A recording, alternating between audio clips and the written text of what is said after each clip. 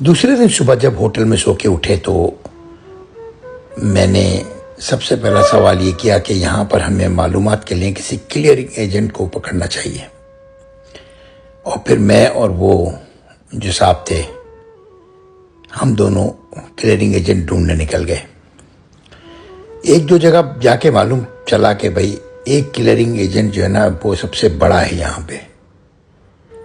उसका नाम था दाशु, इंडियन था वो, लेकिन जैसे काला भांड कोई जिन नहीं होता, इस तरह का बंदा था। जब उससे मुलाकात हुई तो उसने अपने जो ना गेस्ट रूम में, जो मीटिंग रूम होता है, उसमें बिठाया। और वो कपड़े भी ऐसे पहना हुआ था कि चड्डी पहन के वो ऑफिस आया हुआ था। बड़ा बुरा हाल, एक अजीब सा इंडियन, गंदा सा इंडियन था वो। और आके बैठ गया, बोलने लगा हाँ बोलो। हमने बोला कि भाई ऐसे ऐसे चक्कर है, तो हम यहाँ पर गाड़ियाँ ला के भेज रहे, तो क्या रेगुलेशन है। तो असल में एक बात मैं आपको बता दूं, साउथ अफ्रीका, डरबन, मुझे जोहान्सबर्ग का इतना नहीं पता। साउथ अफ्रीका में हर आदमी चोर है। साउथ अफ्रीका में मैंने 24 साल होगा मुझे, 2000, ये जो मैं आपको बात बता रहा हूँ ये 2001 की बात बता रहा हूँ, आज 2024 है। अब तो मैं बहुत इस्टेब्लिश हूँ साउथ अफ्रीका में, मगर एक भी आदमी मुझे नहीं मिला, एक लोकल इंडियन या लोकल काला या लोकल गोरा जो अच्छा हो। पाकिस्तानी जैसे होते हैं उससे आपको पता ही है। बहरहाल उससे कोई बात नहीं बनी। वो यही घेरने लगा कि तुम मेरी जगह किराए पे ले लो, ये कर लो, वो कर लो, मैं क्लियरिंग एजेंट भी हो जाऊंगा तुम्हारा, मेरी जगह हो जाएगी, हो जाएगी, वो हो जाएगी। मैंने कहा यार छोड़ो, इससे मजीद कोई बात करनी ना बेकार है। तो मैंने उसको बोला चलो ठीक है, हम आते हैं फिर तुम्हारे पास। पहला तजुर्बा अच्छा नहीं हुआ। मैंने कहा चलो सीधा कस्टम चलते हैं। तो कस्टम में हम चले गए। कस्टम में एक सेक्शन था उनका जो कार इंपोर्ट्स वगैरह को डील करता था। तो वहाँ पर हम चले गए। तो वहाँ पर पता ये चला कि गाड़ियाँ इंपोर्ट करने के लिए आपको एक बॉन्ड की ज़रूरत होती है। बॉन्ड इसे कहते हैं, जो एक जगह आप लें, उसको चारों तरफ से बंद कर दें, एक दरवाज़ा लगाएं और उसके अंदर जो है ना आपका छोटा सा ऑफिस हो, और आप सीधी गाड़ियां पोर्ट से लेके आएंगे, बगैर ड्यूटी, बगैर वेट, कुछ भी नहीं देंगे, आप वहां जमा करेंगे, वहां स्टॉक करके वहां से गाड़ी सीधी निकलेगी तो बॉर्डर पे जाएगी। वो जो जगह होती है उसका बॉन्ड रखा जाता है, मतलब उसका कैश रखाना पड़ता है आपको। जितना भी आप कहोगे मैं 50 गाड़ी महीना लाऊंगा, 100 लाऊंगा, जो कहोगे वो हिसाब से बना के दे देंगे और जो है ना सिलसिला चल जाएगा।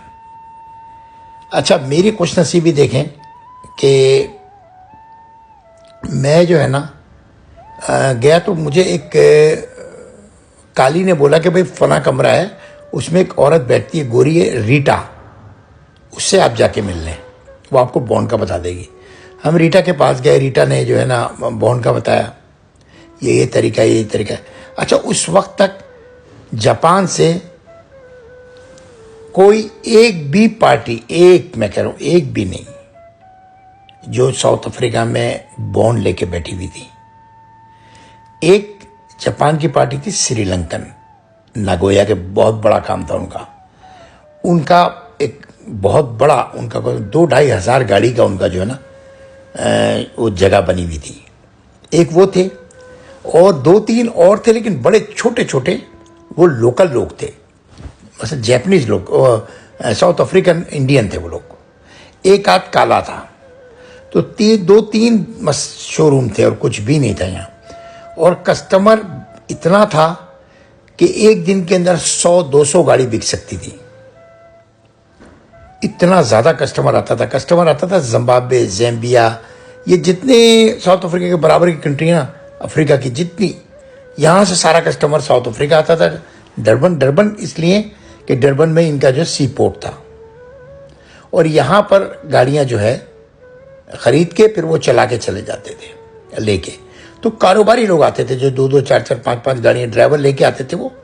और वक्त ही एक नंबर प्लेट होती थी कागज़ की, वो लग जाती थी गाड़ी के ऊपर गवर्नमेंट की तरफ से, साउथ अफ्रीकन गवर्नमेंट की तरफ से, और वो गाड़ी जो है वो बॉर्डर पे जाके क्लियर हो जाती थी। वहाँ वो लोग वेट ड्यूटी भरते थे उसकी। तो ये सिलसिला होता था यहाँ पर। खैर मैंने एक बॉन्ड के लिए एक जगह लेनी पड़ती थी, फिर जगह ली मैंने। फिर जगह के लिए फिर मैंने ये जो 1.5 होशियार थे इनको बोला कि यार मेरे वीज़े का कुछ करो, क्योंकि मेरा तो वीज़ा 3 महीने का था। तो 1.5 होशियार ने फ़ौरन अपने पैसे बताए, इतने पैसे लगेंगे, बस मैं ऐसे करा दूंगा, ऐसे करा दूंगा। मैंने कहा ठीक है आप करा दो।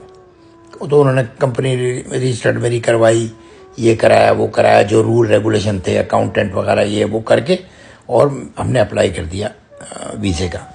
वीज़ा कोई बहुत जाहिर है वो उन्होंने जाहिर है रिश्वत उश्वत आगे दी होगी, सब कुछ किया होगा गेम मुझसे, तो उन्होंने एक ठीक ठाक पैसा लिया था उन्होंने ना। बहरहाल वो उनकी मेहनत थी, मुझे उसमें कोई वो नहीं था, मैंने अपनी खुशी से दिया। और वो कोई 15-20 दिन में मेरा वीज़ा 1 साल का आ गया, वर्क वीज़ा आ गया, जिसमें मैं कारोबार कर सकता था। फिर मैंने एक ऑफिस लिया, ऑफिस लेके फिर एक जगह ली। फिर उसको जब बॉन्ड कराने गए तो उन्होंने एक पक्ष डाल दी कि आपको आईडी होनी ज़रूरी है, यानी आप साउथ अफ्रीकन परमानेंट रेजिडेंस होना ज़रूरी है आपका। अगर आप नेशनल नहीं भी हो तो आईडी के बगैर हम नहीं बॉन्ड नहीं देते। तो फिर हमने कहा कि अच्छा यहाँ पर डरबन जो है ना ट्रांजिट सिटी है ये, तो यहाँ पर बड़े गोरों के बॉन्ड बने हुए थे, गोरों के इंडियनों के बॉन्ड बने हुए थे, मुख्तलिफ किस्म के सामान के थे। जब उनसे जाके बात की उन्होंने कहा हाँ आप गाड़ियाँ भी खड़ी कर सकते हो, हम आपको एक जगह दे देंगे अपने बॉन्ड में, आपकी कितनी गाड़ी होगी। मैंने कहा जी 100, 125, 150 ऐसे गाड़ी होगी। तो उसने मुझे हमें एक जगह दे दी। वो थे एक इंडियन वहाँ मैनेजर था जमील भाई, बहुत अच्छे आदमी थे, और जमील भाई से आज भी मेरी सलाम दुआ है। जमील भाई अब बूढ़े हो गए, रिटायर हो गए। जमील भाई ने वहाँ पर मुझे कोई 150 गाड़ी की जगह काट के एक छोटी सी दीवार बना के और दे दी कि भाई ये जो है ना तार लगा के दीवार बना दी, बोला भाई इसके अंदर आप खड़ी करें। और उनका बॉन्ड रजिस्टर्ड था पहले से, तो गाड़ी जो आती थी उनके बॉन्ड में चली जाती थी, उनका बॉन्ड नंबर डलता था तो गाड़ी कस्टम क्लियर कर देती थी। तो इस तरह वहाँ साउथ अफ्रीका में मेरा काम बिस्मिल्लाह हो गया।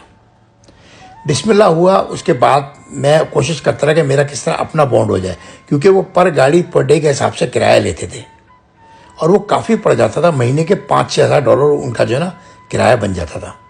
अच्छा, गाड़ियों में प्रॉफिट का रेशो बहुत ही अच्छा था, $2-2.5 हज़ार हर गाड़ी पे बचता था। और मैं जापान से आया हुआ मेरा ख्याल पहला पाकिस्तानी था, दूसरा कोई एक पाकिस्तानी और थे, लेकिन वो पाकिस्तान से नहीं थे, वो जापान से नहीं थे, वो पाकिस्तान से थे। वो उनका कोई जापान में नहीं था वो, लेकिन माल जापान से मंगाते थे वो किसी दोस्त वगैरह से।